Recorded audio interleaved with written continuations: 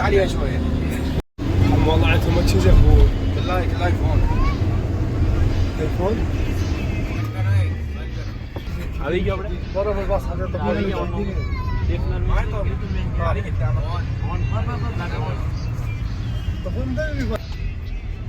जनाब ओन के रोज़े पर करबला से थोड़ी फासले पर है।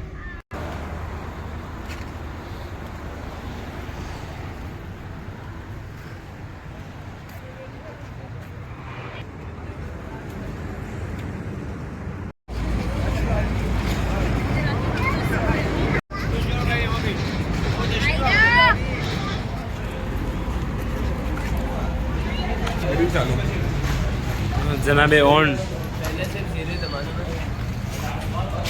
फिर रोज़ा था से बहुत बना रहे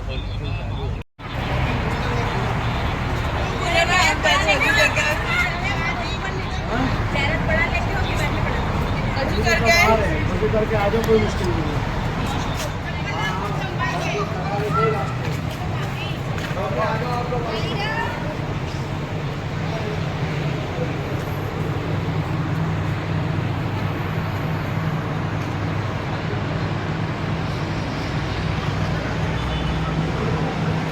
जनाब ओन का रोज़ा।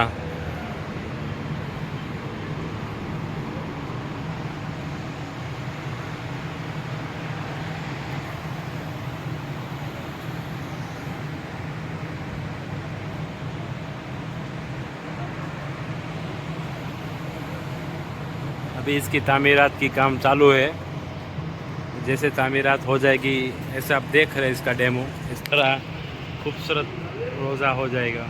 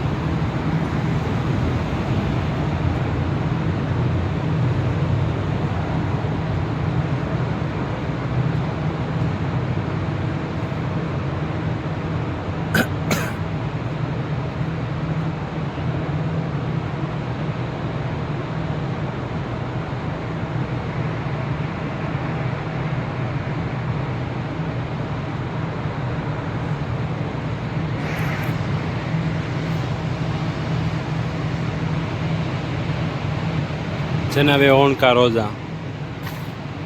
अभी हम खड़े हैं जनाब ओन के रोज़े में और ये बाहरी हिस्सा है और जहाँ पे तामीरात का काम चालू है ज़ोरों शोर से।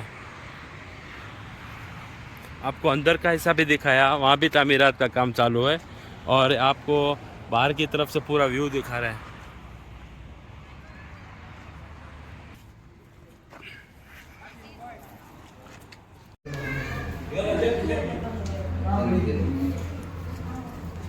અત્યારે અમે અંડરગ્રાઉન્ડમાં છીએ જનાબે ઓનના રોઝામાં અંડરગ્રાઉન્ડ છે ના છીએ। એવો फर्स्ट क्लास नज़ारो है अंदर में। इंशाल्लाह आने वाले दिनों में इसी तरह का मंजर ऊपर भी आपको देखने को मिलेगा। ये हम अंडरग्राउंड में है जनाब ओन के रोज़ों में अंडरग्राउंड से ये पहली मरतबा आपको अंडरग्राउंड रोज़े से ज़ियारत करवा रहा हूँ।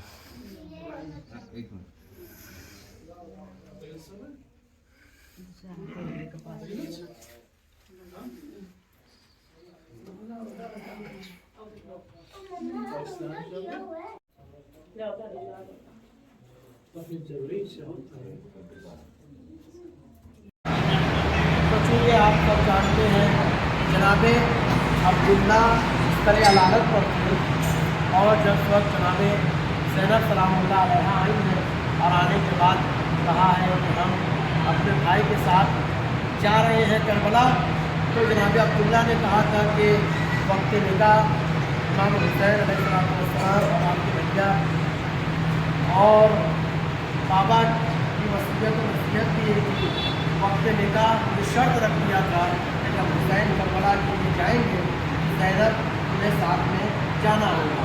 जनाब अब्दुल्ला ने कहा कि मेरी क्या मजाल कि मैं आपको रोकूं, लेकिन अगर आप जा रही हैं तो एक हमारा काम करती जाइए कि हमारे दो फर्जंद हैं, एक का नाम खान है और एक का नाम मोहम्मद है, इन्हें आप साथ में लेती जाइए ताकि मैदान करबला में मेरे आका हुसैन के ऊपर एक आप अपनी जानिब से कुर्बान कर दीजिएगा और एक मेरी जानिब से। लिहाजा जब वो वक्त आया है तो सुबह आशूर से लेकर के ज़ोहर तक जनाब और मोहम्मद बार बार जनाब हुसैन अलैहिस्सलाम के पास आते रहे, जंग की इजाज़त तलब करते रहे, लेकिन इन दोनों हजरात के जो मामू जनाब सैयदुश्शुहदा अलैहिस्सलाम है, जंग की इजाज़त नहीं दी। यहाँ तक के दोनों शहजादे वापस पहले में आए, जनाब सैयद सलामुल्लाह कहा मेरे लाडलो, क्या तुम मुझे मेरी मादर ग्रामी के सामने शुरू नहीं करना चाहते हो, क्या तुम मुझे शर्मिंदा करना चाहते हो? आवाज़ की मादर ग्रामी, हम क्या करें मामू जान, हमें इजाज़त ही नहीं दे रहे हैं। उसके बाद जनाब अब्बास को करीब बुलाया और बुलाने के बाद कहा कि अब्बास जाओ और मेरे दोनों बच्चों के लिए इमाम हुसैन से सिफारिश करो।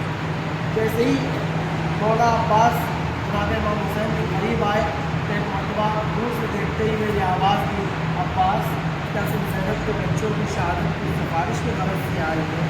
तो अब्बास अब इजाज़त नहीं देंगे क्योंकि ये बच्चे मुझे बड़े प्यारे हैं, तो मेरी बहन ज़ैनब की दोनों के दोनों लाडले हैं, बुलारे हैं और ये उनका असासा है।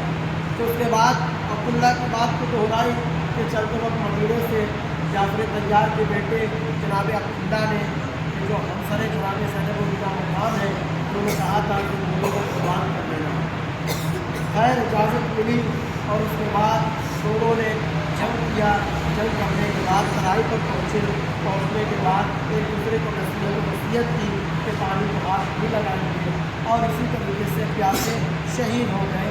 तो दोनों का लाशा हुसैन ले कर के आए और आने के बाद क़याम हुसैन रखा। रखने के बाद आवाज़ दी, सहना भाव आकर के अपने दारों का मातम कर लो, लेकिन जनाब ज़ैनब नहीं आई। रिवायत बताती है मुसल्ला इबादत पर बैठी ज़ारों कतार रोते हुए परवरदिगार की बारगाह में शुक्र अदा कर रही है, मेरे मालिक मेरे बच्चों ने मेरी वालिदा के सामने मुझे सुरखरू कर दिया है और इस कुर्बानी को तो कबूल फरमा दे। किसी भी रिवायत में नहीं मिलता है कि करबला से लेकर के कूफा और कूफा से लेकर के शाम तक जनाब ज़ैनब अपने दोनों बच्चों के ऊपर पूजा किया हो। हुसैन मौला शाकिर चिन्नी है, आओ शाकिर, चिन्नी है, चिन्नी चिन्नी चिन्नी चिन्नी शाकिर चिन्नी है। हुसैन मौला मौला मौला मौला या हुसैन हुसैन हुसैन